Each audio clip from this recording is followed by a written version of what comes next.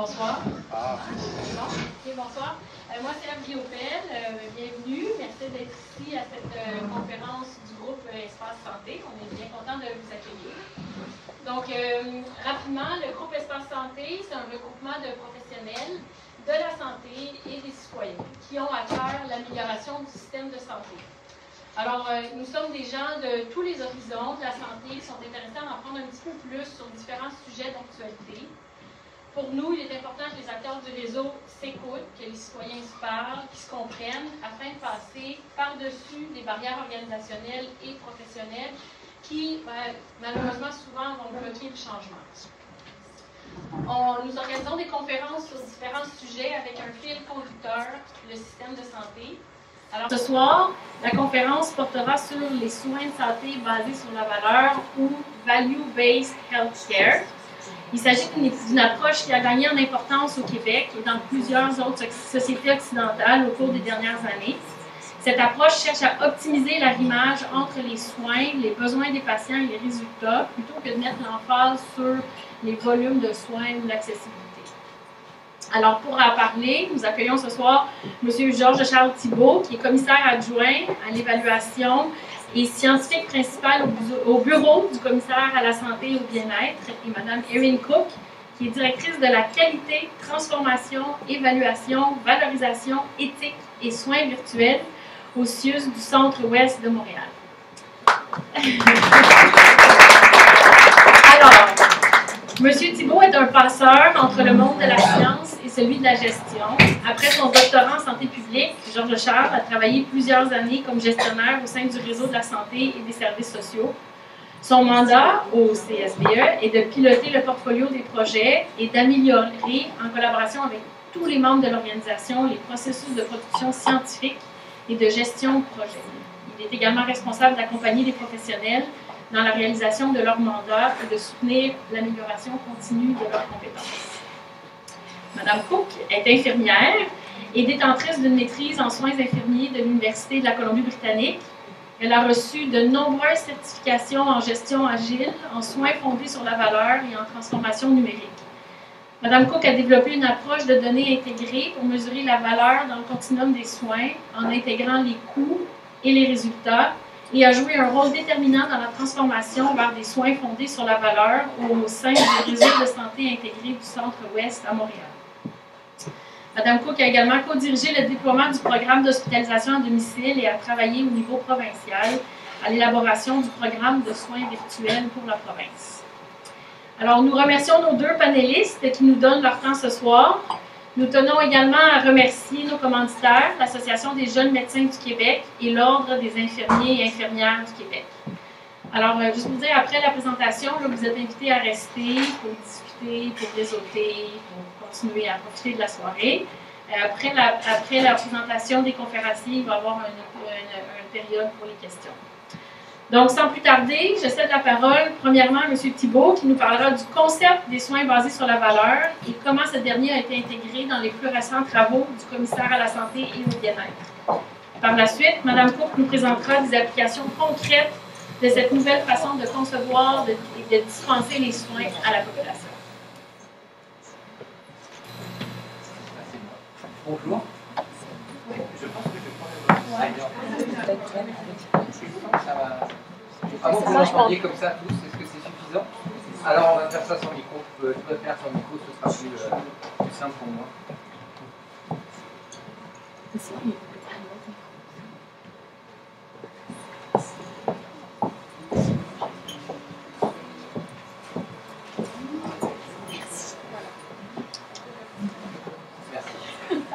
Bonjour à tous. Merci beaucoup pour l'invitation.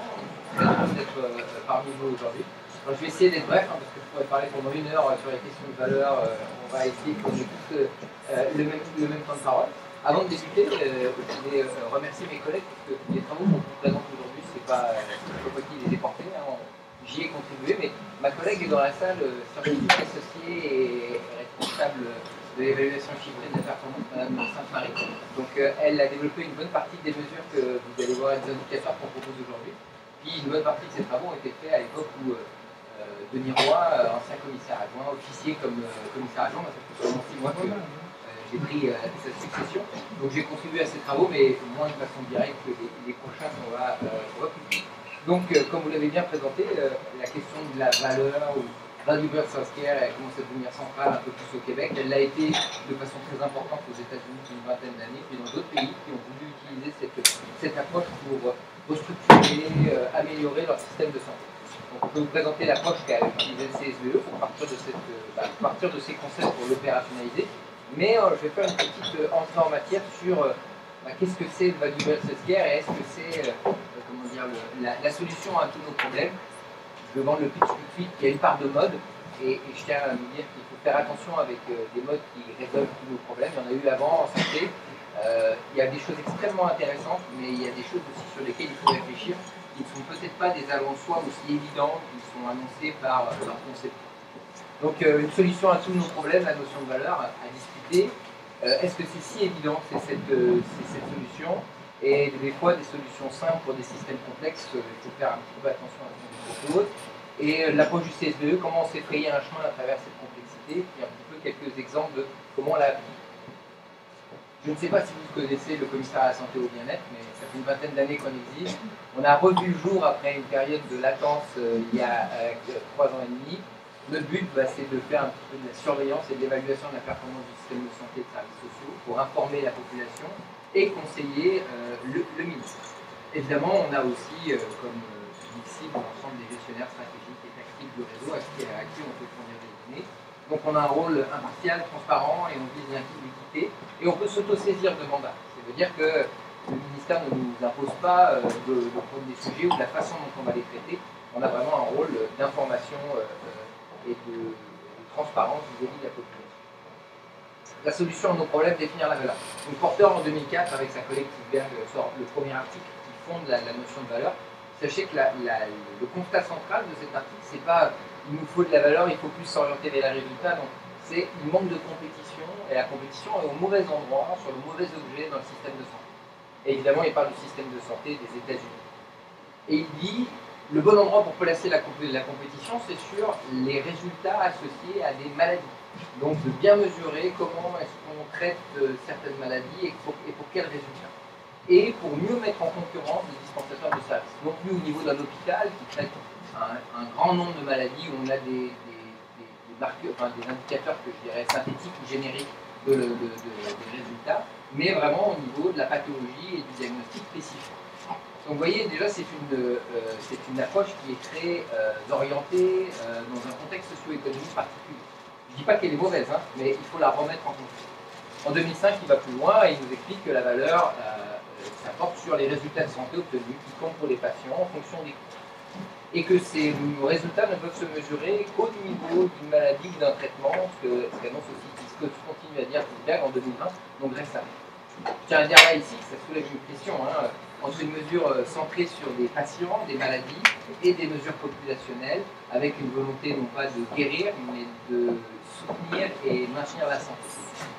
Une certaine tension ici qui est à garder, surtout pour un système comme le système québécois, qui est un système universel et dans lequel la santé publique a joué un rôle extrêmement important, pas juste au Québec, on a été un fer de lance dans le monde sur ces questions. Mais Porter va au-delà de ce ratio résultat sur coût.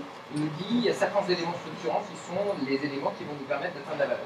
Le premier, c'est d'organiser des services en unités de pratique intégrées qui ciblent des groupes populationnels définis en fonction de certaines pathologies. Mettez ensemble des professionnels qui traitent des personnes qui ont les mêmes problèmes de santé. Alors, beaucoup de santé physique au départ, mais ça s'est étendu à d'autres éléments. Mesurer les résultats et les coûts. Et là, il y a un élément très important. Ils ont soutenu, grâce à ça, les mesures auto-rapportées de résultats par les usagers. Un élément important. Quelle est l'expérience vécue? A-t-on atteint les résultats? Est-ce que la personne qui a reçu des services a la sensation qu'ils ont donné des résultats qui correspondent à leurs attentes? C'est un élément extrêmement important. Un paiement groupé par cycle de soins et services. Donc on va plus payer à l'acte ou à la capitation, on va payer un cycle complet d'une prise en charge. C'est une façon intéressante de revoir les questions de financement des services de santé.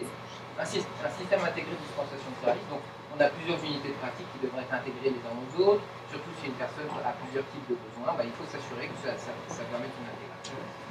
Étendre la portée géographique des offres de services, bah là en fait on est typiquement dans un système de concurrence. On dit, bah, la ville X qui a un hôpital qui offre des services de cancérologie devrait ouvrir une succursale dans la ville Y pour concurrencer l'hôpital qui est dans la ville Y parce que peut-être que ses résultats ne sont pas suffisamment bons. Donc c'est étendre les zones géographiques de dispensation de services pour générer de la concurrence. Et donc sur la base des résultats, que le choix du consommateur aille vers l'établissement qui a les meilleurs résultats possibles. Vous voyez encore une logique qui est différente de la nôtre. Et développer des plateformes numériques pour collecter et traiter l'information. C'est ça. On peut bien connaître les coûts, connaître les résultats, mais si on ne les a pas dans un système numérique qui permet d'y avoir accès, de les collecter, de les analyser, c'est un petit peu inutile. Et si évident. Donc, vous voyez, les solutions sont toutes simples. 6 éléments centraux, un ratio, on part de ça, ça fonctionne. Il y a des éléments très intéressants. Je suis pas en train de dire que. Mais la notion de valeur, elle n'est pas nouvelle. Ça fait 60 ans qu'on la travaille dans les systèmes de santé et des services sociaux, sous différentes formes. Je vous explique en évaluation et en philosophie aussi. Le ratio que propose Porter est en fait une mesure de l'efficience. Et ça fait 60 ans aussi qu'on la mesure avec un certain nombre d'enjeux. Ce que lui apporte, c'est qu'il faut avoir des mesures qui sont spécifiques à chacun des diagnostics. Et ils ont mis en place une association qui s'appelle l'ICHOM qui leur permet de développer des minimum sets de mesures pour pouvoir apprécier les résultats associés à chacun des diagnostics. Troisièmement, la notion de valeur, qui est vue par Porter, elle n'est pas partagée par tous. L'OMS qui a repris cette question de la valeur, met de l'avant que finalement valeur et performance c'est la même chose. On ne peut pas juste se résoudre à regarder les résultats, il faut regarder aussi la réactivité du système aux besoins de la population et donc à l'évolution de ses besoins. Pensez à la Covid, est-ce que le système est capable de s'adapter? Il faut regarder l'équité de contribution au système, donc la question du financement, et est-ce qu'on a une équité de contribution, une société qui a une bonne redistribution des richesses, et évidemment l'amélioration de la santé de la population, que ne regarde pas forcément Porter et etc. Le NHS, donc le National Health Services en Angleterre, met de l'avant l'efficience et la pertinence depuis très longtemps. Ils ont tenté d'améliorer leurs résultats avec ça. Donc vous voyez que ce n'est pas une démarche qui va tout résoudre et qui vient d'arriver et auquel personne n'y avait pensé avant. Ça fait un certain temps qu'on y réfléchit, mais ils apportent des éléments complémentaires. Muir, qui travaille lui aussi sur la valeur en Europe, met de l'avant que la valeur, seulement sous cet aspect résultat attendu par le consommateur ou le patient sur les coûts, n'est pas suffisant. Il y a une question de valeur personnelle. Est-ce que j'atteins effectivement les résultats pour la personne, mais aussi de valeur technique.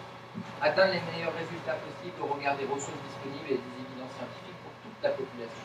Vous voyez, on se situe à un niveau supérieur, et donc ça soulève forcément des questions d'arbitrage. Où est-ce qu'on investit là? La valeur allocative, qui fait un lien avec celle-ci, avec les valeurs techniques, c'est une distribution équitable des ressources et des résultats dans la population, des résultats de santé. Et la valeur sociale, est-ce que le système de santé contribue à la société, et puis a-t-on un alignement valoriel? Plusieurs enjeux et des pistes intéressantes. La première, l'approche de Porter est basée sur le curatif, les soins de santé. Alors que nous, par exemple au Québec, on est basé sur un système qui vise l'amélioration de la santé de la population. Donc on voit là une tension, même la façon dont ils segmentent la population d'intérêt dans les travaux de Value versus Care, on a une population par diagnostic, alors qu'on sait qu'il y a un certain nombre de personnes qui n'ont pas de diagnostic, qui pourtant sont malades, ou ont des besoins de santé.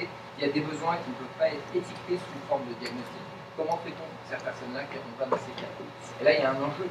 Et c'est bien pour ça qu'on parle de santé populationnelle. Une approche qui est médicalisée, donc ciblée sur les pathologies avec une volonté de spécialisation. Est-ce qu'on peut toujours se spécialiser? Il met beaucoup de l'avant l'idée de spécialisation pour devenir meilleur. Il a tout à fait raison sur un certain nombre d'interventions, mais pensons à la première ligne. Est-ce que la première ligne n'est pas plutôt une approche qui se veut relativement hétérogène, multidisciplinaire, parce que les besoins de la population sont multiples? Et on ne va pas faire un type d'établissement pour chacun des besoins spécifiques. Dernier point, il y a une énorme concentration sur la gestion et peu de réflexion réelle sur la gouvernance. Quel est le rôle des instances de gouverne et de régulation? Comment soutenir l'amélioration de la santé de la population? On parle beaucoup de financement, ça c'est un aspect positif, qui est un levier majeur, mais c'est comme si tout le reste était un peu oublié. Il s'adresse en fait plus aux établissements de santé et quelque part aux groupes privés aux États-Unis. Les pistes intéressantes, il oblige une réflexion populationnelle et sur la segmentation. C'est quoi la bonne unité pour regarder la structuration des services et répondre aux besoins de la population? Nous, aujourd'hui, on est structuré en secteur. Et on voit qu'on a atteint certaines limites. Il y C'est-à-dire qu'on a une réflexion de service, de volume de service, et pas de est-ce que c'est les bons services pour répondre aux besoins, est-ce que je génère les résultats attendus. Ça, c'est un élément extrêmement positif de ce mouvement qui nous oblige à nous questionner. Il remet au centre des réflexions, comme j'ai dit, les résultats attendus pour le patient, et ça sera un levier de transformation majeur, et c'est un coup sur lequel il faut taper de façon continue. Il nécessite le développement et l'implantation de mesures pertinentes de coûts. Aujourd'hui, on ne sait pas combien les choses coûtent. On a des grosses masses, on les maîtrise un peu, mais après, quand on rentre dans le détail, on n'a pas encore de bonne maîtrise. Le ministère travaille sur ça avec les coûts par parcours, mais on a encore du travail à faire. Et ça remet à l'agenda la révision des modalités de financement. Et là, clairement, je l'ai dit précédemment, mais c'est un levier majeur de transformation, et on vit probablement avec des modalités de financement qui sont assez archaïques aujourd'hui. Se frayer un chemin, donc comment le CSE se fraye un chemin dans ces enjeux-là? Le premier, c'est que nous, on se situe au niveau systémique. L'ensemble du système de santé, on ne regarde pas les 6 et les SUS dans leur détail, ni leur gestion, ce n'est pas notre rôle. On a une approche qui est populationnelle et segmentée. Donc on segmente la population pour regarder la performance des services pour des populations données, et on la territorialise, et on découpe la performance du Québec en fonction des réseaux territoriaux de services. Et on mesure la performance de façon multidimensionnelle, plusieurs dimensions associées aux structures, aux processus et aux résultats. On ne met pas de côté la notion de qualité, elle est centrale pour l'amélioration et l'atteinte des résultats. Les processus, c'est les leviers qu'ont les gestionnaires et les gouvernements et toute personne qui fait des interventions pour générer un résultat. Je vais passer parce que sinon je sens que je vais dépasser le temps. La position du CSE, c'est celle de regarder la valeur ça correspond au rapport entre les résultats qui sont importants pour la population. Là, vous voyez, on n'est pas sur le client, le patient, on regarde la population, par rapport au coût totaux pour les produire, en cohérence avec les valeurs de la société québécoise, l'universalité des services, l'équité sont des valeurs centrales, donc elles doivent guider ses choix, ce ratio, et en considérant le bien-être de l'ensemble des parties prenantes impliquées. Évidemment, des soignants cliniciens qui travaillent dans le réseau. On est proche du Triple Aim, je ne sais pas si vous le connaissez, mais de l'Institut d'amélioration de la santé. Je n'ai pas le nom en français qui me vient, mais peut-être quelqu'un pourra. Comment on a appliqué cette approche? Je vous donne un petit exemple qui est le tome 2 de notre collection d'analyse de la performance du soutien à domicile, qui s'appelle Chiffrer la performance du soutien à domicile. On a mesuré la valeur, je vous montre que 2 données particulières, il y en a beaucoup d'autres, c'est assez foisonnant. C'est ma collègue Vanessa Saint-Marie qui a piloté la rédaction et la conception de ce rapport. On a regardé l'appréciation de la valeur pour l'ensemble de l'écosystème du SACH, c'est-à-dire tous les programmes gouvernementaux qui visent à soutenir le soutien à domicile, donc pas juste les 6 et les SUS. Et on a regardé la valeur uniquement pour les 6 et les SUS. Il y a 6 programmes, je ne rentrerai pas dans le détail, mais c'est des programmes budgétaires, de soutien financier et de crédit d'impôt. Premier point, la valeur. C'est donc qu'est-ce qui est important pour la population. On s'est demandé qu'est-ce qui va être important pour la population qui est en vieillissement, qui nous permettrait d'avoir une mesure populationnelle qui fait du sens et qui est représentative des désirs de la population. C'est mourir à domicile. Donc on s'est demandé quel est le pourcentage et le nombre moyen de jours à domicile durant les 6 derniers mois de vie des personnes de 65 ans et plus qui ont décédé au cours de l'année analysée. Parce que les gens veulent mourir chez eux, pour la plupart. Donc, une mesure de l'efficacité de l'ensemble de ces programmes, ce serait d'amener le plus loin possible les gens à leur domicile. Et une notion de coût, si on n'est pas à domicile, c'est qu'on est hébergé, l'hébergement coûte 7 à 8 fois plus qu'une journée à domicile. Et là, on s'aperçoit que 66% des gens ont passé 66% des jours en 2016-2017 à domicile, soit 118 jours. Et en 2021-2022, 125, 69%. Faible augmentation, mais une augmentation quand même. Et imaginez un jour, par chacune des personnes qui est restée plus longtemps à domicile, multiplié par le coût d'un hébergement. Si on parle juste d'efficience, là, il se passe quelque chose. Là, on commence à avoir des gains significatifs qu'on pourrait être ralloués ailleurs, notamment au soutien à domicile, qui est pas mal. Et on avait identifié une balise, puisqu'on n'est pas les seuls à avoir pensé ce type de mesure. Les États-Unis et certains chercheurs avaient élaboré ça, et le seuil c'était 70%. Vous voyez, on y est presque. Ça ne veut pas dire qu'on doit se limiter à 70%, mais c'était la balise de performance possible. L'écosystème SAD, donc là on est vraiment sur les 6 et les SUS, les mauvais sens. Celle-là aurait dû venir avant, mais on va l'oublier. Ah ben non, je me perds. Donc maintenant on fait le ratio. le pourcentage de jours à domicile dans les 6 derniers mois de vie sur les dépenses budgétaires et fiscales. En haut, les budgétaires, en bas, les fiscales, on va en faire plus qu'un. Le budgétaire, soit les programmes du SAD dispensés par les CCDICUS, et les petits points, vous voyez, chacun des petits points, c'est les réseaux de services. Et le point bleu, c'est le Québec. Et donc on se demande, pourcentage de jours à domicile sur le coût par habitant. On voit que de manière générale, la valeur n'est pas si mauvaise, puisque cette ligne va quand même délimiter ce qu'on pourrait dire à une plus forte ou une plus faible valeur. Mais par contre, on voit qu'on a des variations dans les coûts. C'est-à-dire qu'on a les mêmes résultats, mais pour des coûts différents. Donc il y en a qui vont coûter plus de 1800 $, de coût par habitant, d'autres aux alentours de 900. Donc on a un écart. C'est-à-dire qu'il y a des écarts dans nos façons de faire, dans nos processus, qui seraient peut-être des voies d'amélioration où on pourrait améliorer la valeur. Passons maintenant juste aux 6 CESUS. Donc vraiment les services de soutien à domicile, soins infirmiers, services professionnels, assistance personnelle, aide domestique. On a pris un certain nombre d'indicateurs pour mesurer plusieurs dimensions de performance. On a les agrégés, on a choisi des normes ou des balises pour comparer les scores agrégés à ces normes et balises et avoir un score de performance. Donc le score de performance, ça nous dit comment, là c'est pour l'ensemble du Québec, l'ensemble des établissements du Québec performe en fonction de certaines dimensions. Là, on en a 7, la pertinence, la productivité, l'arrivage aux besoins, la viabilité, l'efficacité et l'accessibilité. Vous voyez, des codes couleurs, faible, passable, bon et excellent. Ça, c'est le pourcentage par rapport à l'atteinte de la cible. Pour ceux qui sont faibles, ça veut dire qu'ils sont loin de la cible. Ils n'ont atteint que 60% de la cible. Ceux qui sont excellents, ils sont très proches ou au-dessus de la cible, ont 90 ou 100%. On a 2 années, 19-20, 21-22. Comme vous le voyez, à part la pertinence en soutien à domicile, tout est passable ou faible, l'accessibilité est faible et en décroissance entre 19-20 et 21-22. Vous voyez, on n'a pas une performance au niveau de l'ensemble du Québec qui est très très bonne. Je ne vous montre pas les résultats, vous pourrez aller voir le rapport qui est en ligne, mais il y a des variations entre réseaux territoriaux de services qui sont extrêmement importantes, pas extrêmement, très importantes. Donc ce n'est pas la situation de tous les territoires du Québec. Maintenant, si on veut faire une analyse de la valeur, on va prendre 4 de ces dimensions qui semblent être les plus valorisées par la population en regard de nos travaux, l'ajustement, l'accessibilité, la pertinence et l'efficacité, et on va le mettre sur un score de niveau relatif de ressources, donc les coûts totaux des services de SAD et CICE.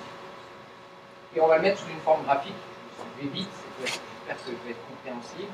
Donc, vous voyez, il y a 4 zones, et chacun nous dit si on a une bonne performance avec, en gros, compte tenu des ressources mobilisées. Zone A. Zone C, on a une faible performance, mais qui est supérieure compte tenu des ressources mobilisées. Zone B, une bonne performance, mais qui est inférieure compte tenu des ressources mobilisées. Et zone D, vous vous doutez bien, c'est l'autre. Faible performance et compte tenu des ressources mobilisées.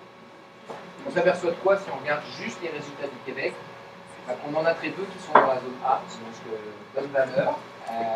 On en a beaucoup qui sont, somme toute, faible performance, mais sont bien compte tenu des ressources dont ils disposent pour l'année 19-20, mais on voit qu'il y a une petite dégradation, notamment pour l'accessibilité, qui là passe vraiment dans la zone où la valeur est la plus critique, donc la zone D, et la pertinence qui était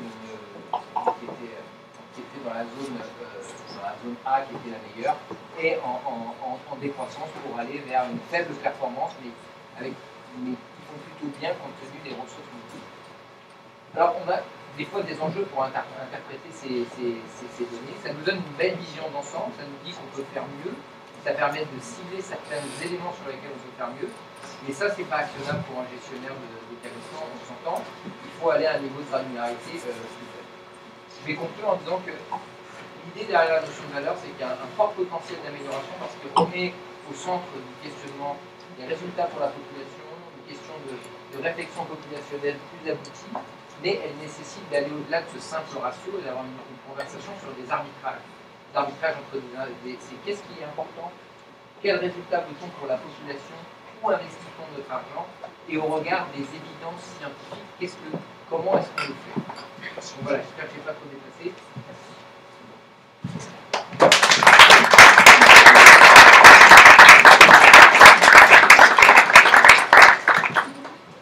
Je propose qu'on passe à notre autre invité et qu'on garde les questions pour nos deux conférenciers après la présentation de la fois.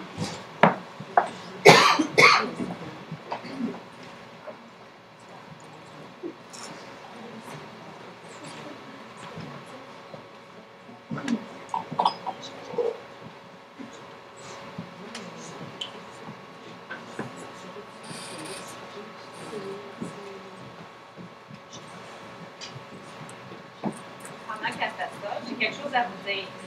Un petit secret. On a utilisé la technologie pour faire une traduction de cette présentation et on voit qu'il y a encore des améliorations à faire avec la technologie. Donc, je vais m'excuser d'avance que ce n'est pas parfaitement traduit du tout. Mais je demande un peu de votre permission ce soir d'avoir ça un peu en anglais.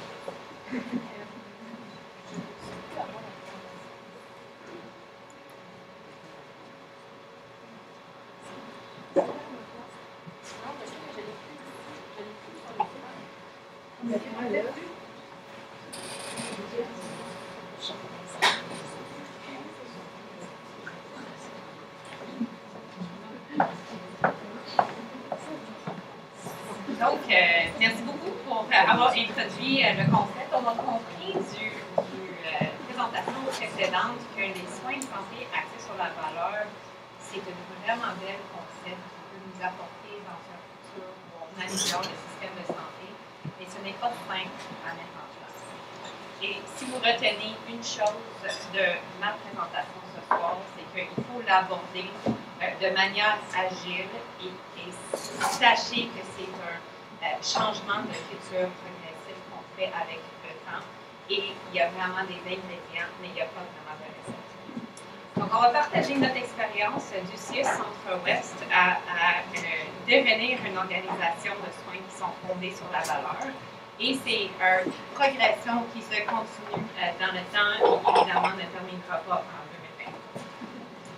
2020. Donc, peut-être pour commencer l'historique, en 2015, ceux qui ont été dans le système de santé dans ce temps-là, ils ont rappelé du loi 10 où on est passé d'être des établissements indépendants à la création des CIS et des CIUS à travers la province du Québec. Mais ce changement-là a fait en sorte qu'on a maintenant des leviers de pouvoir mettre en place un modèle d'unité de pratique intégrée parce qu'on prend en charge le trajectoire complet du patient. Chez nous, notre PDG a eu une vision d'essayer de donner des soins partout, comme vous voyez sur le diapo. Fait que rapidement, en 2017, on a mis sur pied le concept des UPI, où on a priorisé en tant qu'organisation 8 différentes conditions qu'on voudrait adresser en faisant un redesign du modèle de soins autour vraiment des besoins des patients. Et là, en 2017, le ministère de la Santé a dit on va commencer les démarches à réajuster le financement pour la province du Québec. Donc, on a commencé avec le financement par activité, que maintenant devient le financement axé sur le patient, qui va éventuellement couvrir tout le traitement du soin. En 2020, pendant le troisième vague de la pandémie, notre CIUS a décidé de mettre en place, c'est parfait, vous ne voyez pas mes fautes d'orthographe. Et voilà. Donc, en 2020, on a mis sur pied notre centre de commandement, qui a vraiment pour objectif de faire une coordination de soins et d'assurer qu'on prise davantage des silos de nos équipes et de transmettre également une culture basée sur la donnée. Et en 2022, on a lancé le programme de soins textuels qui nous a permis vraiment de changer le modèle de soins où on intègre la technologie pour ajouter du valeur pour le patient. Finalement, en 2022, on a atterri avec le modèle de financement axé sur le patient où pour toutes les PME chirurgicales, maintenant on reçoit un revenu avec l'argent dépendamment de notre performance pour traiter ces patients-là. Et je vais vous parler de l'outil de données qu'on a mis sur pied l'année passée qui nous permet de voir vraiment les résultats importants. Donc, rapidement, et là, on voit le on a mis sur pied 8 pupilles. On a commencé avec le musculo-squelettique, la cardio, le neuro, la douleur chronique, la gériatrie, les retards de développement pour les 0 à 7 ans, la santé mentale et le colorectal. Donc, on avait quand même des conditions de succès. On avait le soutien de notre PDG et la haute direction. On a mis sur pied des équipes dédiées avec une gouvernance qui était entamée par tous dans la Suisse. On a eu un changement de culture et intégration des équipes pour les enlever de leur stylo de travail. Et on a vraiment reconnu l'expertise de les cliniciens, mais aussi les directions de qualité qui étaient là pour ajouter davantage la mesure de résultats. Mais 4 ans plus tard, on a remarqué que la maturité de nos pays était vraiment variable. Et on avait une adoption digitée à travers le CIS et ça nécessitait vraiment une réflexion et un retour aux planches de dessin. Donc, on a examiné nos obstacles à l'adoption. Et ce qu'on a remarqué, c'est qu'il y avait premièrement un manque de données, un manque de résultats qui nous permettait de réfléchir sur nos modèles de soins et si on allait vers la bonne direction. Il y avait quand même une résistance importante de changement qui était variable selon les équipes et la maturité des équipes également. Il y avait des incitations qui étaient mal alignées. Donc, on comprend que présentement, on a des salaires si on travaille pour le système de santé. Les médecins sont à leur propre compte. Ils sont payés par le taxes. Donc, on n'a pas toujours les mêmes objectifs, bien qu'on travaille tous pour le bien-être du patient. Ça fait en sorte que les priorités de certaines peuvent être différentes. Ajoute sur ça, on travaille dans un environnement réglementaire assez complexe en santé. Il faut adhérer à toutes les réglementations qui sont imposées avec les bonnes raisons de protéger toujours le patient. Il y a parfois un manque d'engagement des patients dans nos trajectoires qu'on avait développées. Donc, on visait vraiment de partir vers une co-création avec eux. Quand on a réfléchi à les raisons de résistance, il y a une peur de risque financier. Ça venait parfois des gestionnaires, mais ça venait également parfois des médecins. Si je change de trajectoire, est-ce que ça va affecter le nombre de patients que moi je vais avoir en phase aiguë? Et en tant que gestionnaire, si je change où mes effectifs travaillent, bien, comment ça va affecter mon budget et le monde que je suis capable de gérer aujourd'hui? Il y avait également des préoccupations concernant la qualité de soins qu'on offrait aux patients. Donc, soudainement, on est sécurisé avec nos modèles où on soigne des patients à l'hôpital. Si on transitionne ces soins vers la communauté, parfois, il y a un manque de compréhension sur qu'est-ce qui peut être fait de façon sécuritaire dans un autre contexte. Il y avait également un manque de formation et la résistance au changement. Tout d'abord, quand on a réalisé que nous devons recentrer ce que nous mesurons, comme on a souligné Gabriel, l'équation de valeur est peut-être simple et les variables qui composent sont très complexes. Donc, on a regardé les différents indicateurs qui contribuent à l'engagement du patient, au processus, à la structure, les indicateurs cliniques et surtout des résultats qui étaient plus importants pour les patients. Et donc, on a un outil.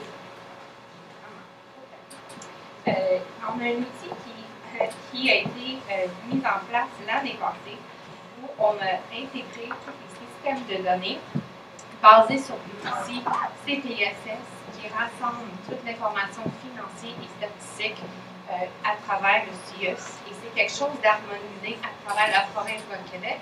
Donc, on se disait, on va doter de cet outil-là pour pouvoir chiffrer et mesurer les coûts financiers sur les décisions qu'on prend. En plus de ça, on a été en mesure d'intégrer les indicateurs de qualité. Donc, on s'est doté des outils standardisés d'évaluation de la qualité. Si je prends l'exemple chirurgical, on a la plateforme NSPIC, qui sont le National Surgical Quality Improvement Indicators, et qui sont le standard global sur la qualité chirurgicale. Et finalement, ce qui s'en vient prochainement, l'intégration également sur les résultats rapportés par le patient. Donc, soudainement, on a un outil qui nous permet d'aller forer dans nos données pour voir quelle est le trajectoire du patient, comment ça a coûté, quels sont les résultats de ce modèle de soins, est-ce qu'on peut se questionner pour partir. J'ai parlé vraiment comment on a mis sur pied notre centre de commandement. Et l'objectif de cet exercice-là, c'était vraiment d'améliorer la coordination des soins et la prise de décision qui était basée sur les données. On voulait consolider une gouvernance organisationnelle qui était axée sur la création de la valeur pour les personnes pour lesquelles on était responsable. Et l'objectif, c'était pas un centre de commandement comme on voit parfois dans l'armée, où c'est plutôt command and control. Voici les instructions, on va dans cette direction-là. Mais c'était fait vraiment en collaboration avec les équipes, dans une vision de briser davantage les silos et de rendre le patient, pas ton patient ou mon patient, mais un patient qui appartient au nous collectif. Et donc, on a créé davantage une maturité organisationnelle et un changement de culture qui permettent de soigner de mieux en mieux les patients. Et là, on voit vraiment des photos. Et donc, je vais vous parler de 3 UPI et 3 résultats très différents qu'on a eus. Et ça vient renforcer aussi que de faire vivre les soins de santé axés sur la valeur, il n'y a vraiment pas de recette. C'est de façon variable, dépendamment des populations qu'on va traiter, et la culture et besoins organisationnels. Donc, le premier, c'était l'UPI en neurologie, où les gens ont visé une prestation de soins innovante en passant des soins fragmentés à des soins intégrés. Donc, notre équipe de neurologie, ils ont commencé à faire une intégration des services de neurologie.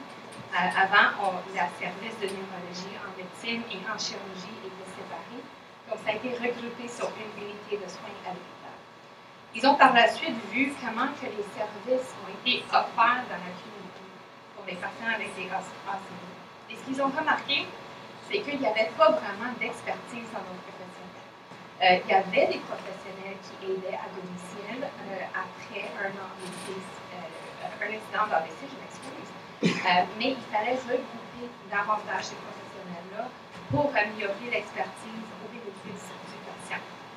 De plus, on avait 3 centres de réadaptation où on se voyait que les patients étaient distribués à travers les différents hôpitaux de réadaptation. Donc, on a regroupé ça avec un investissement du ministère quand même important, je pense que c'est sur le zéro, de 1 million de dollars, qui nous a permis de les regrouper dans un centre de réadaptation et augmenter vraiment la capacité autour de nos patients en médecine. Et avec tous ces changements-là, on a quand même vu beaucoup d'améliorations. Des améliorations dans l'accès avec une réduction de 67% des délais, une diminution quand même importante de 2,5% de les réadmissions à l'hôpital et également une augmentation dans les outcomes qui sont rapportés par le patient. Donc, on a vu plus d'autonomie, moins de fatigue et une meilleure qualité de vie pour les patients qui ont souffert d'un prochaine UPI, c'est notre UPI cardiovasculaire que je dirais est rendu peut-être plus mature dans notre organisation. Ils ont vraiment regardé comment ils peuvent outiller la population pour avoir un vie plus sain. Et là, je vais vous parler du trajectoire hôpital après, mais là, on travaille en amont également plus en santé populationnelle pour encourager des bonnes habitudes de vie. Peut-être dans un an, je vais retourner vous parler de ça. Donc, premièrement, également, comme le modèle en neuro, ils ont intégré les missions chirurgicales et médicales sur une seule unité. C'est un modèle unique au Québec et je pense même en Nord-Amérique, il y a très peu d'unités cardiovasculaires qui sont mélangées comme ça. Mais ça fait en sorte qu'on partageait encore une expertise entre les professionnels sur les départements qui a diminué la taux de réadmission de 30 jours à l'hôpital par 1,2 et a réduit le temps qu'un patient se présente à l'urgence et qui a besoin d'une intervention rapide pour débloquer les artères de 27 minutes, qui est quand même beaucoup de temps pour ces patients. Ils ont également été dans un modèle de créer une centre de réadaptation cardiovasculaire qui était spécialisée pour les patients qui ont vécu et passé à travers d'une incidence cardiovasculaire.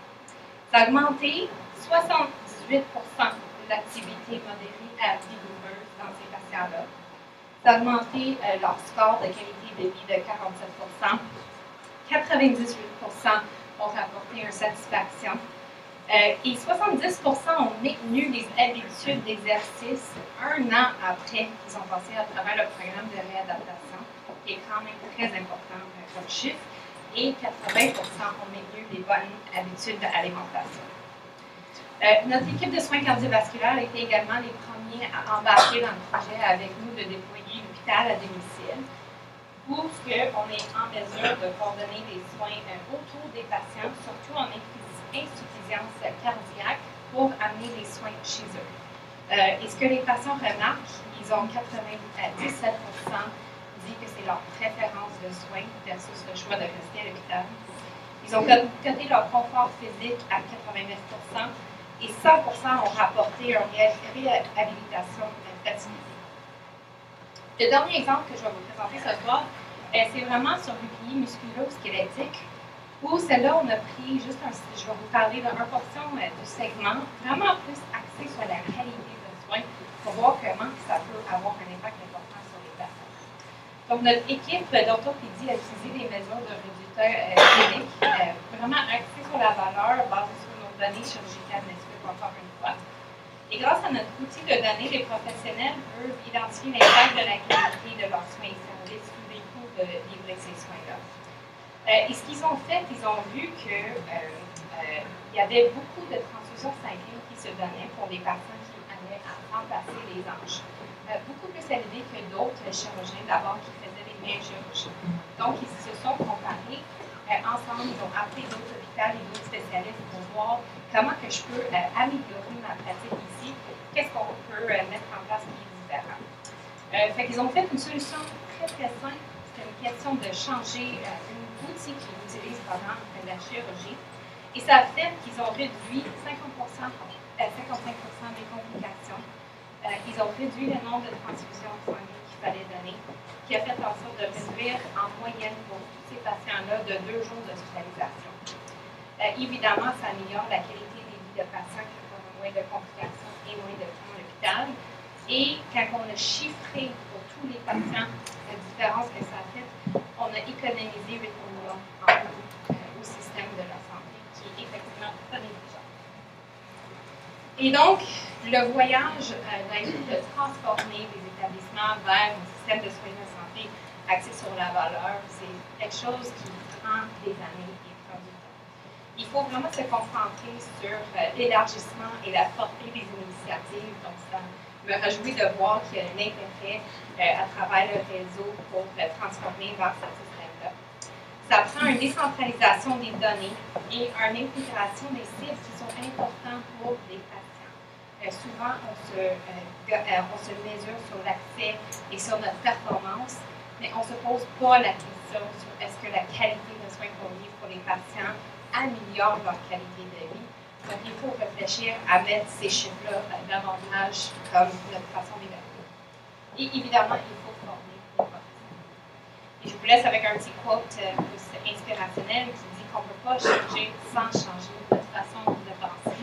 Donc, il faut évidemment réfléchir à comment on peut faire des choses différemment. Yes.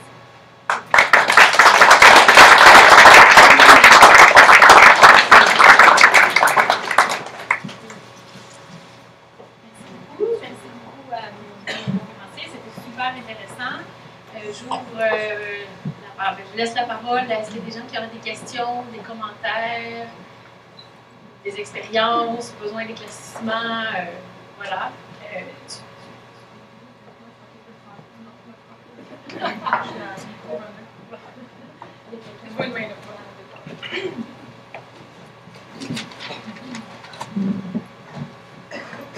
Merci.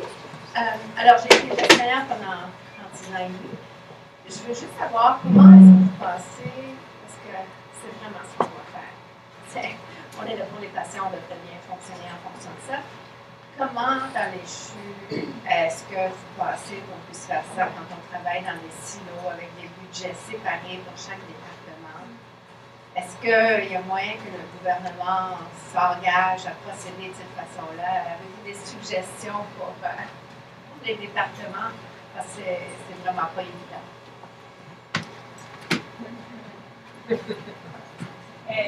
C'est parlé assez fort. Je pense que c'est une responsabilité partagée et peut-être avec la transformation qui va avoir lieu prochainement, ça va ouvrir une opportunité. Parce que pour les CHU, pour Finalement, il y a une portion qu'on peut arranger à l'hôpital avec les notions de soins de santé axés sur la valeur, bien qu'on n'a pas toute la trajectoire pour faire les étudier. Mais il faut vraiment qu'on commence à travailler ensemble. J'ai utilisé l'exemple du centre de commandement aussi le centre-ouest. C'est un exemple de comment on a pu intégrer un CIUS qui travaillait avant en silo, mais il faut faire davantage, bien sûr, un scale plus large en faisant de la collaboration entre établissements pour le bien-être du population. Surtout, je trouve que l'enjeu est plutôt évident peut-être à Montréal et j'imagine à Québec il y a des choses similaires où on est plusieurs établissements qui partagent des patients, mais qui, si on travaillait tous ensemble à partager notre expertise, on pourrait vraiment transformer. On pourrait me permettre de compléter. J'ai beaucoup qui correspond à des enjeux de gestion sur lesquels vous connaissez à un niveau de gouvernance. C'est sûr que vous l'avez nommé. La question du financement est une question centrale. C'est l'incitatif majeur qui va déterminer le comportement des dispensateurs de services. Donc une révision du financement est probablement, je ne peux pas vous dire quelle est la bonne méthode, parce que probablement ce sera un mix, c'est pareil sur cette idée de il y a une seule bonne méthode de financement, si ce n'est pas le cas, c'est probablement un mélange, c'est plutôt ça qui est préconisé. C'est le premier point. Le deuxième, on fonctionne par secteur, et si on veut fonctionner par groupe de population, il va falloir mettre des incitatifs pour que l'organisation des services change et que probablement au niveau des CIS et des SUS, ils aient la liberté pour les adapter. Il nous faut des données sur nos populations qui sont un peu plus à jour et un peu mieux utilisées, et ça au niveau global du Québec, mais aussi par CIS et par SUS.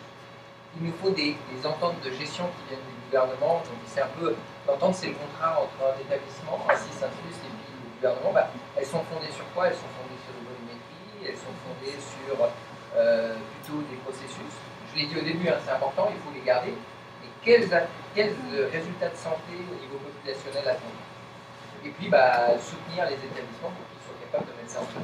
On peut espérer que l'agence prenne cette direction. Si je résumais, des questions de financement, des questions de modalités de mesure des résultats, le soutien par des systèmes d'information qui sont bien structurés, qui sont fondés sur des données populationnelles, et le soutien à une révision de l'organisation des services pour que ça puisse s'organiser de la manière dont on l'a décrit, en sachant que ce ne sera peut-être pas applicable à tout le monde, surtout, tout le temps. On l'a dit tout à l'heure, la question de la première ligne est probablement plus complexe que ça. Les exemples que vous avez donnés sont des exemples médicaux, chirurgicaux, et ça fonctionne très bien. Mais pas croire qu'encore une fois qu'on a une solution magique, c'est ça qu'il faut faire partout. Par contre, les incitatifs que j'ai nommés plus tôt peuvent être implantés et vont en venir changer. Merci pour la présentation, merci pour essayer de comprendre comment avoir des pistes d'amélioration pour le système, pour la population.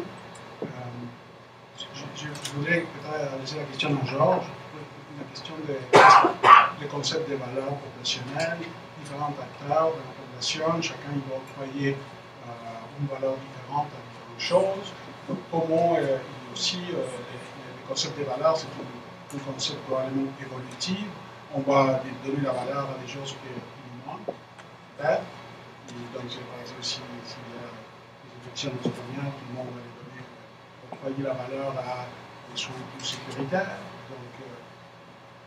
Donc, comment on arbitre avec tout ça? Comment vous arrivez à un concept de qu'est-ce que c'est la valeur de la population quand, pour différents acteurs de la population, c'est des choses différentes? Alors, j'ai pas de réponse. Non, c'est impossible de répondre à ça. Je pense que ça va dépendre à quel niveau on se situe. Mais tu amènes un élément central. La valeur peut être vue de plusieurs façons différentes, dépendamment de sa position et de ce qu'on fait dans le système de santé. Ça ne veut pas dire que, par contre, on ne peut pas objectiver ses positions et puis tenter d'arbitrer. Donc, il y a certes ce que la population souhaite dans sa globalité, que les patients, les personnes qui souffrent et qui sont atteintes de maladies, il y a la posture du régulateur plutôt économique. Comment on gère une assiette fiscale et une assiette budgétaire qui est somme toute limitée. Il faut se rappeler que le budget de la santé augmente plus rapidement que le PIB, même si je suis pense pas que le PIB soit la plus belle mesure du monde, mais et ça crée une tension. Ça veut dire que plus on investit dans la santé, moins on investit ailleurs dans d'autres secteurs. Et on sait qu'on a des tensions aussi en éducation, en justice, etc. Donc ça, c'est à prendre en considération. Et puis il y a les évidences scientifiques que je donnais tout à l'heure. Il y a des choses, on sait que ça marche mieux que d'autres. Il y a des choses qu'on ne pourra peut-être pas faire et il faut en avoir conscience. Cet arbitrage-là, difficile à faire. Je pense que le seul moyen, c'est d'arriver à se créer cet espace de c'est une réponse politique. À se créer des espaces où on est capable de discuter de ces arbitrages avec des données qui nous permettent de l'objectiver, en sachant qu'il n'y a aucune donnée qui vous dira qu'est-ce que vous devez faire. C'est impossible. Parce qu'en plus, on a considéré que la santé était un bien commun, que les services de santé étaient universels et que c'était un bien de la société. Donc, ça veut dire que il faut aussi peut-être réviser nos modalités de gouvernance qui, en France, sont encore un peu hiérarchiques et peut-être pas adaptées à nos réalités aujourd'hui. Peut-être qu'en mettant un peu plus de gouvernance collaborative, plus de décentralisation, plus de capacité de choix au niveau local, on sera mieux à même à définir ce qu'est la valeur. Politique comme réponse, mais c'est le mieux que je peux faire. Oui, c'est moi, j'ai écrit ma question. Bonjour, merci pour la présentation. J'ai compris que vous étiez penché sur ça pour changer la coordination des soins et améliorer les décisions basées sur les données. Donc, ma question, se décline en 3 questions en fait. Pourquoi vous avez choisi ce modèle-là, vu que le modèle était récent et qui était étudié aux États-Unis, dans le lien avec la présentation d'avant? Puis comment faites-vous, est-ce que vous faites des efforts pour pallier aux valeurs présentées qui étaient par exemple les valeurs sociales et les valeurs allocatives qui font partie, là, peut-être aussi la question du monsieur là. Bonne question, cette fois. Je vais commencer à aborder le fait qu'on est très chanceux, je l'ai dit dans ma présentation, d'avoir un PDG qui a une vision sur les soins de santé axée sur la valeur. Lui a été quand même utilisé, il a passé du temps avec Michael Porter, qui d'abord était le scientifique à l'arrière du modèle. Donc il a pu bâtir cette relation-là avec Michael Porter, il a pu bénéficier du concept et éduquer les gestionnaires à travers le CIUS à comprendre le modèle et essayer de le faire vivre dans l'établissement. Donc, on avait cette soutien-là que je comprends n'est pas forcément existante partout dans tous les établissements de santé. La question de comment créer la valeur, celle-là est vraiment bonne, puis on peut en parler longtemps, ça pourrait être même un autre sujet de conférence. Mais dans la plupart des modèles sur Porter, il met beaucoup d'emphase sur les résultats qui sont construits avec le patient. Je l'ai fait mention, mais je vais vous donner un exemple concret. Si, admettons, et là, c'est un exemple qui est peut-être sensible pour dire, mais c'est une réalité de vie pour moi. Si, admettons, j'ai un homme qui a un cancer de prostate, et on va faire une chirurgie pour le cancer de prostate. Et on lui demande qu'est-ce qui est important pour toi par la suite. Comme professionnel de santé, souvent, on va dire c'est important que on enlève le cancer. C'est ça le plus important. Et Jonathan il sait où je m'en vais avec ça. Mais c'est peut-être très important pour l'homme de pouvoir avoir une relation intime également avec sa femme, sa conjointe. Et donc, il faut avoir les conversations-là avec les patients pour dire qu'est-ce qui est le plus important pour toi. Si le résultat est l'intimité, ben, comment j'ai besoin de retravailler mes procédures pour garder ça intact. Puis là, on parle de valeur sociale. Vous allez changer la valeur sociale. Parce que soudainement, nos relations sont plus valorisantes. On s'intègre mieux. On a peut-être moins d'enjeux de dépression anxiété reliés à ça, qui peut être un autre symptôme d'une mauvaise qualité de vie. Donc, c'est une question complexe. Je vous ai donné un petit exemple concret, mais ça varie selon les populations. Voilà. Oui, bonsoir. Lise Boulet, présidente de la Coalition Solidarité Santé, qui suit le dossier du financement axé sur le patient depuis 10 ans. J'aurais 2 questions, puis peut-être une petite information. Les dépenses de santé de 50 milliards, on parle souvent du PIB, de la nécessité de contrôler les dépenses. je vous dirais qu'il y a 10 milliards, c'est des coûts de médicaments, puis 10 milliards, c'est la rémunération médicale. Alors, il faut relativiser le fait que ça, oui, ça coûte cher, mais on inviterait le gouvernement à regarder les postes de dépenses où les coûts explosent. Oui, il faut regarder les services, mais il y a d'autres postes budgétaires à surveiller. Enfin, c'est mon petit commentaire plus politique. La question, M. Thibault me connaît déjà, mais la question des trajectoires de soins, c'est vrai qu'il y a des situations, pas en ambulatoire, mais en chirurgical, tout ça, où on sait quand débute la trajectoire, quand termine en principe une trajectoire. Il y avait dans vos exemples le cas de la santé mentale. Là, je me dis, elle commence quand la trajectoire, elle finit quand? Si j'ai un cas de comorbidité, j'ai une personne dépressive, diabétique, qui a besoin d'une chirurgie de la hanche. C'est qui cette personne-là? C'est 3 trajectoires de soins ou une, où il y a autant de trajectoires que de comorbidité. Moi, ça fait 10 ans que je pose la question, on ne m'a pas encore répondu. Ensuite, on sait que la valeur se repose sur les coûts. Puis on a fait des avis sur des projets pilotes de M. Barrette, où il y avait des annexes d'une dizaine de pages juste pour détailler les coûts directs et indirects. C'est phénoménal ce que ça prend pour établir un coût de soins, d'un épisode de soins et d'une trajectoire de soins. Et on est face à un système vivant qui change constamment. Les protocoles médicaux, les directives médicales, les traitements, les équipes de soins, tout change tout le temps. Comment on peut arriver à établir un coût qui reflète la réalité dans une réalité vivante qui se transforme constamment? Moi, sérieusement, je pense qu'il y a des applications, mais ce n'est pas applicable partout. Et quand le gouvernement annonce une réforme du mode de financement, je ne peux pas m'empêcher de me dire on est en train de refaire l'erreur que d'autres pays ont reconnue. La France se reculée. Il y a des pays qui reculent. parce que c'est pas du mur à mur. Mais ça, je vous l'avais dit aussi, que c'était pas du mur à mur. Mais fait que mon rôle, moi, c'était de lever des drapeaux et de dire on est tous pour plus de valeur, plus de services, prendre mieux soin de notre monde. Mais la donnée, elle ne réglera pas tout. Il y a beaucoup de gestes invisibles pour lesquels il n'y a pas de code, il n'y aura pas de budget, puis ça n'existe pas. Rassurer un patient, expliquer une procédure 3 fois, aider un proche à comprendre, il n'y a pas de code pour ça.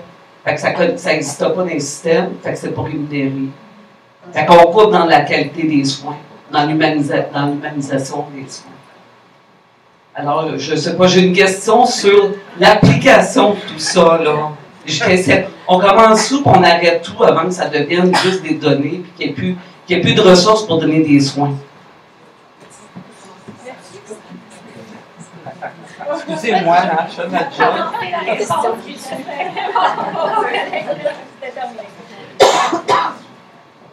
C'est vrai qu'il n'y a pas de trajectoire forcément linéaire. La plupart de la population, et je pense que même si je chiffre ça, la dernière fois que j'ai regardé, on était quand même à 30% de la population des maladies chroniques. Donc, on comprend que la majorité de ces gens-là consomment nos services de santé. Et donc, quand on parle de publier une trajectoire, ce n'est pas simple.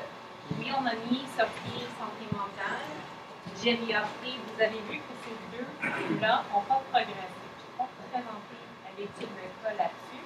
Parce que ce qu'on a réalisé, comme vous venez de mentionner, c'est que ce n'est pas linéaire.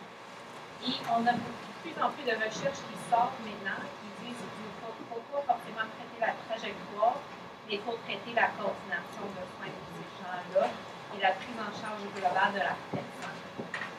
Donc, on essaie de retravailler nos modèles vraiment en lien avec ce modèle-là, où on amène les services, on facilite la coordination des services pour la personne pour pas qu'ils viennent à magasiner. On appelle ça dans la littérature du job shop.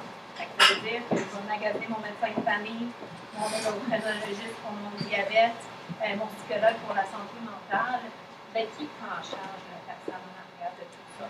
Et donc, c'est là qu'il faut faire la transition et on débute des modèles qui sont vraiment pas bien avancés, mais c'est ça les modes d'action qu'on a actuellement.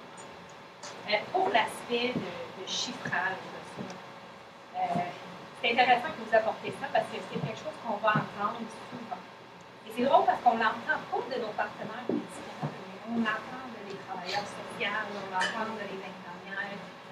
sais, j'ai pris plus longtemps de faire une intervention, comment tu peux évaluer ma performance. Mais c'est là où la valeur devient importante, quand on regarde les outcomes pour le patient. Parce que oui, on attache un coût, mais ton coût va toujours diminuer si on améliore les résultats de santé pour le patient et si on s'assure de mesurer la bonne affaire. Et c'est là aussi que ça va être un défi de faire une transition large. Mais là, on est capable d'aller chercher une vraie valeur pour le patient et ça prend en considération tous ces moments-là plus humains qu'on va apporter à la société. Et le coup, je n'ai pas de solution, mais je reste optimiste parce que le modèle de financement axé sur la patient, la vision, ce que je comprends de ça aujourd'hui, c'est que ça va éventuellement incorporer tout le trajectoire de soins. Et si c'est le cas, et là, on pourrait vraiment revoir où l'argent va et la chiffrer dans la bonne place, c'est plus en prévention que dans les soins quotidiens. Qu'est-ce que je peux ajouter Une excellente réponse. Non, êtes-vous satisfaite de cette réponse? En partie. En partie. Oh oui, non, mais c'est mieux que ce que j'ai déjà entendu.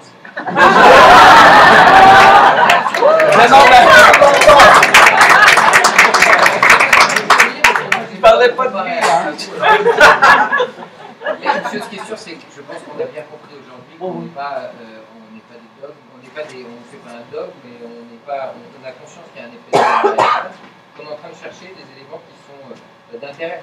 Et le problème aujourd'hui, c'est une littérature, sur la gestion, c'est qu'on fonctionne avec des modes. Ça, c'est intéressant, on va faire ça, on va l'implanter mur à mur. Mais la vérité, c'est que c'est pas possible. Et il y a un devoir de pragmatisme. Le devoir de pragmatisme, c'est qu'est-ce qui fonctionne, qu'est-ce qui ne fonctionne pas, croiser des données, croiser des réflexions, et une certaine ouverture sur la réflexion, et plus qu'une certaine ouverture, je parlais de gouvernance collaborative tout à l'heure, mais c'est l'implication des personnes concernées par ces changements-là, parce que ils ont une partie des solutions. C'est aussi une réponse politique, mais en fait pas complètement. Et donc c'est de dire on va faire de la valeur mur à mur et les 6 points qui ont été nommés par porteur, c'est ça qu'il faut faire et pas autrement. Et j'ai pris soin au début de préciser que c'est un contexte particulier quand il a élaboré cette façon de faire. Elle marche particulièrement bien dans son contexte. Dans le nôtre, il y a des choses qui sont à prendre, d'autres qui sont à laisser. Il faut regarder ce qu'ils ont fait ailleurs. Et puis comme je dis, il y a plein de choses qu'on a déjà implantées et puis qu'on essaye de faire fonctionner.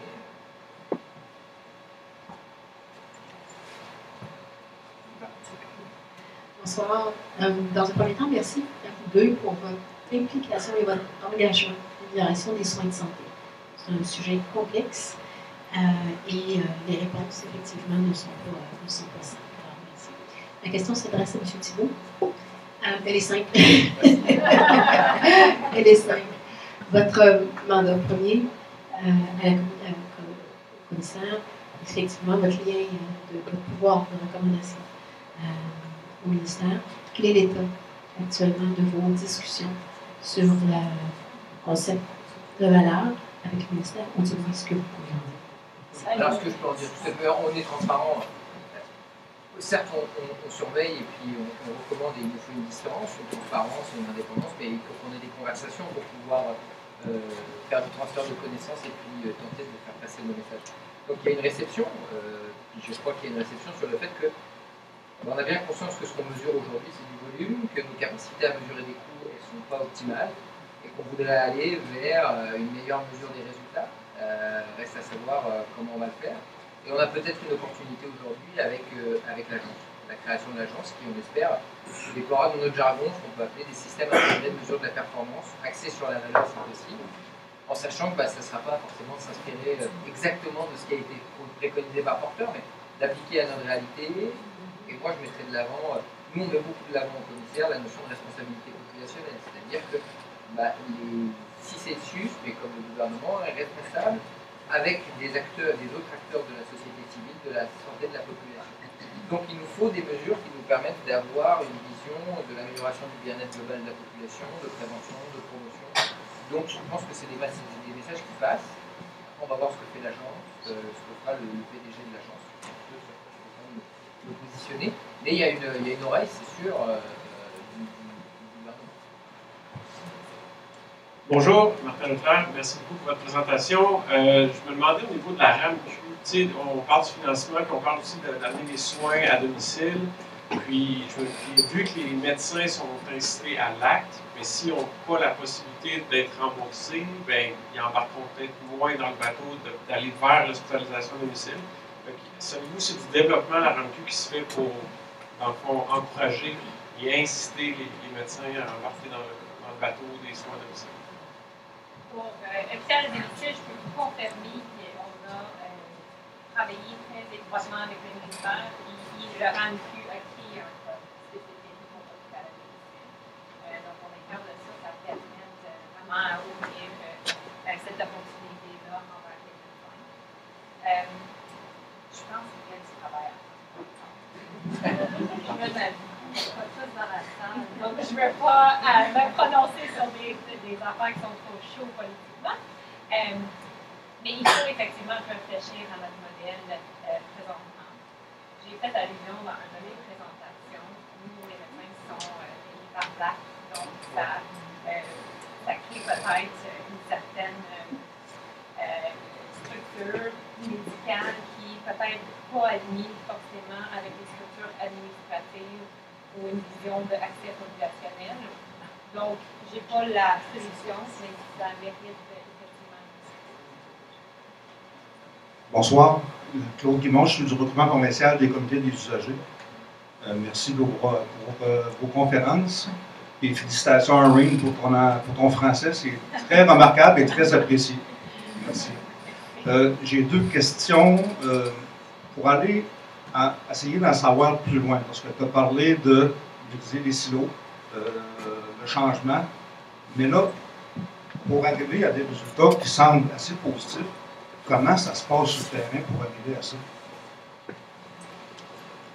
Bon, comment j'essaie de comment je peux donner un exemple concret.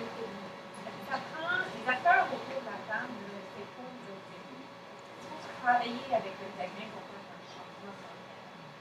Et quand je dis terrain, c'est un co-création avec des patients. Je vais utiliser l'exemple de l'hôpital à domicile parce que c'est assez frais dans la Chicago comme exemple de transformation importante. Je vais vous conter ça. Et je ne recommande pas ça comme une implémentation. C'est un vendredi après-midi à 14h. Notre PDG nous appelle dans une rencontre urgente. On est dans le 5e vague du COVID. Si vous vous rappelez du 5e vague, il était particulièrement difficile à Montréal. Et nous, on était le centre désigné de vente. On avait le staff complet. Il fallait maintenir l'accès. Je pense à ce moment-là, on avait à peu près 160 lits sur nos 500 qui étaient dédiés pour les patients COVID.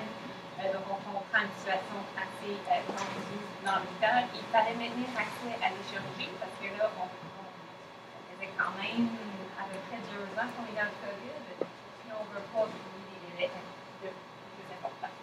Comme notre PDG nous dit, je veux un hôpital à domicile pour lundi. On comprend qu'on est vendredi. La réunion se termine à 3h l'après-midi. Comment que je dois faire pour mettre en place un hôpital à domicile? C'était pas assez complexe. Il me dit, Erin, je veux que tu la laine. J'ai dit, oh boy, j'espère que je vais avoir un job lundi prochain. C'est ça pour dire, durant la fin de semaine, on a réussi avec une énorme collaboration de nos médecins, nos patients partenaires, tout l'établissement, à les amener ensemble pour co-créer la suite. Et je me rappelle le lundi, on était tous dans une salle, une petite salle.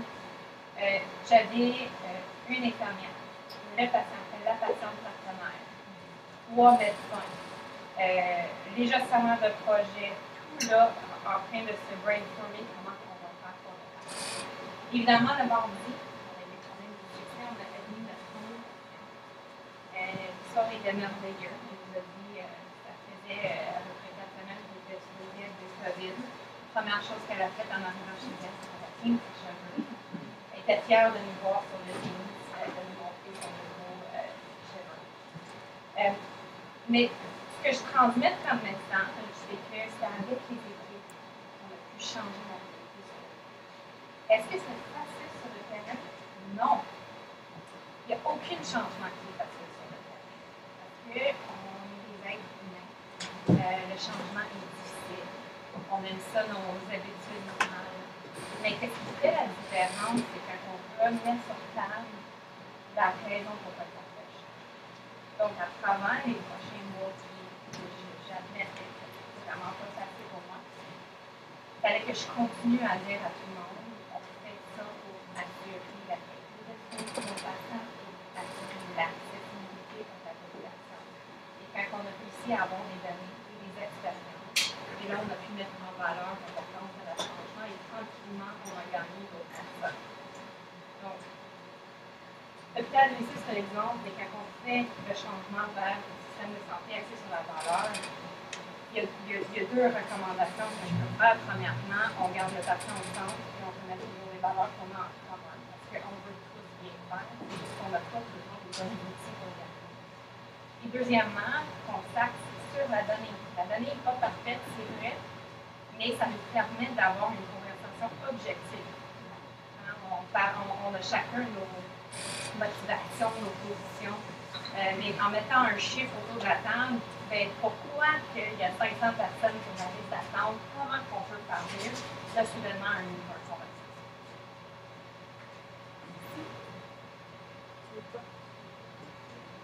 Oui, bonjour. Je m'appelle Hugo Vaillancourt. Je travaille pour un organisme qui s'appelle Execo. Je fais de la défense collective des droits des personnes avec déficience motrice. Je m'occupe. Mon gros dossier, c'est le soutien à domicile pour vous donner du travail cette semaine. Oui, mais je réfléchis un peu à votre diagramme que vous aviez avec les résultats, la performance sur un axe, le coût sur l'autre. Puis un peu l'idée, c'est d'avoir des beaux résultats qui satisfont le patient ou qu'est-ce qui a été déterminé comme prioritaire par la population. Puis idéalement, le faire un coût moindre. Là, je vous suis, ça représente bien un peu l'idée du concept de la valeur. Mais je me pose la question, quand il arrive des trucs macro, des décisions politiques qui influencent le coût d'un acte ou d'une trajectoire. Aux États-Unis, c'est beaucoup un système d'assureur privé. Et bon, les États-Unis ont une réputation que chaque acte médical coûte très cher à quiconque les bourses pour défrayer cet acte-là comparé au Canada. Au Québec, l'assurance médicaments, une espèce de système hybride entre la RAMQ et les gens qui nous assureurs privés par leur travail. Puis l'influence de l'assurance privée là-dedans, ou du fait que les gens paient une partie de leur poche, ça a tendance à faire monter le coût des médicaments. Puis il y a beaucoup de gens qui sont d'avis qu'un assureur unique, public, aurait des moyens macro de faire baisser les coûts. Et je voulais savoir un peu, bon, je ne sais pas si les gens me suivent, mais je voulais savoir un peu, tu sais, les soins basés sur la valeur, ça tient compte comment de ces éléments macro-là qui vont influencer le coût d'une trajectoire de soins, qui sont souvent le résultat, je ne sais pas, politique. Bon, je sais que vous donnez des réponses politiques polies et pas trop épicées aujourd'hui. Mais ces éléments macro-là, ça rentre tout dans cette approche. C'est un peu ma question. C'est une excellente question. Est-ce que j'ai une bonne réponse comme vous le constatez, on regarde, si on regarde ces mesures de valeur à travers le temps, donc on est capable de voir des ruptures. On regarde quand même, l'idée c'est de regarder les évolutions et les variations. Donc on voit bien des possibles ruptures sur des coûts, des changements importants qu'on va pouvoir tenter d'attribuer à certaines situations. Donc vous parlez d'éléments importants macro qui ont pu influencer, on va le voir dans les données, il va falloir qu'on analyse pourquoi est-ce qu'on voit des changements dans l'évolution. On va regarder des variations entre les territoires, donc entre les CIS et les SUS. À un moment donné, on n'en est pas là dans nos études, on est en train de raffiner nos réflexions sur la valeur. On va se demander pourquoi est-ce que dans un endroit, on est capable d'atteindre le même résultat à un coût moindre. Qu'est-ce qui a expliqué ça? Pas non plus pour dire vous devez faire comme eux, mais comprendre le contexte et les éléments qui pourraient expliquer ça. Donc c'est une partie de réponse. Après, un élément important pour nous, c'est la mesure des coûts. C'est difficile de venir mesurer des coûts exacts pour des services. Donc on n'a pas toujours les données qu'on souhaiterait, on n'est pas toujours capable de mesurer tous les éléments. Ce qu'on essaye d'avoir, c'est la méthodologie la plus transparente, la plus robuste. Puis on discute avec les gens du ministère, c'est-à-dire voilà comment on mesure, comment vous mesurez-vous, qu'est-ce que vous incluez, qu'est-ce que vous incluez pas. On travaille, oui, avec l'Institut canadien d'information sur la santé. S'ils mesurent des choses similaires à nous, comment ils le font pas. Donc c'est un travail scientifique, si vous développer d'investigation pour identifier ces ruptures, savoir quelle méthodologie on a utilisée, et puis être capable de voir où sont les lacunes dans ce qu'on fait, pour pas juste affirmer les mesures qu'on vous donne, c'est l'absolue réalité. C'est pas le cas, c'est pas la réalité qu'on est, c'est une reconstruction de la réalité sur la base de ce qu'on a été capable d'obtenir comme données, construire et comprendre. Donc on essaie d'être transparent dans nos documents méthodologiques qui accompagnent nos travaux. Et on se pose toujours la question, les spécialistes en scientifique de données, c'est ce qu'ils font, en analyse de données, c'est ce qu'ils vont faire. Pourquoi est-ce qu'on voit des changements importants d'une année sur l'autre? Ça n'arrive pas par hasard. Et c'est là où on va aller forer, essayer de comprendre. Vous voyez des changements radicaux sur certaines données de performance entre l'année de la Covid, enfin l'année d'avant et l'année de la Covid. Là, on a un phénomène que tout le monde sait. Il y a un bon nombre d'indicateurs qui marquent une amélioration de la performance. Par exemple, moins de visites aux urgences, parce qu'on était en pleine Covid. Donc les gens ne sont pas allés aux urgences. Donc on a une amélioration de la performance, mais qui s'explique par un phénomène qui est un phénomène externe à une réelle amélioration de la performance des processus de prise en charge. Donc on essaye de l'analyser comme ça. Ça ne veut pas dire qu'on est toujours capable de le capter, mais on interroge aussi via des entrevues les personnes clés qui vont nous informer pour comprendre le contexte. Ce que l'on vous montre là, c'est nos données chiffrées, mais il faut voir que dans nos analyses, on fait de l'analyse des politiques publiques, de l'analyse de la gouvernance, de l'analyse éthique, et on essaye d'insérer ça dans une approche plus globale. Nous, on dit trianguler entre la politique, la gouvernance, l'analyse chiffrée et puis l'éthique pour comprendre un phénomène et comprendre la nature des enjeux profonds qui sont associés. Et donc capter ces éléments dont vous parlez, que des fois on ne connaît même pas, on n'est pas connaissant sur tous les aspects du système de santé. Donc on essaye d'être le plus objectif possible avec parfois des enjeux, mais c'est pour ça qu'on tente d'être le plus transparent possible aussi sur nos méthodes. Voilà. Celle-là n'était pas politique, la réponse était scientifique. Pardon? C'était la plus politique de vos réponses. Très bien, merci. Alors. Merci d'être venu. Mon nom, c'est Benoît Garouche, président du groupe Espace Santé. Je tiens à remercier aussi les conférenciers, M. Thibault et Mme Cook. Je ne sais pas si je suis seul à penser comme ça, mais j'espère que Mme Cook a envoyé son CV à M. Dubé comme PDG de Santé Québec. Mais vous voyez, avec Espace Santé, ce qu'on essaie de faire, c'est de réunir des gens, des professionnels de la santé, des infirmières, des gestionnaires, des médecins, des chercheurs, des gens des syndicats, des gens du patronat, puis qu'on puisse s'écouter, se parler, puis qu'on réussisse à s'entendre. Parce qu'on est capable de s'entendre. Puis là, c'est ça. Nous, on a la salle jusqu'à 8 heures.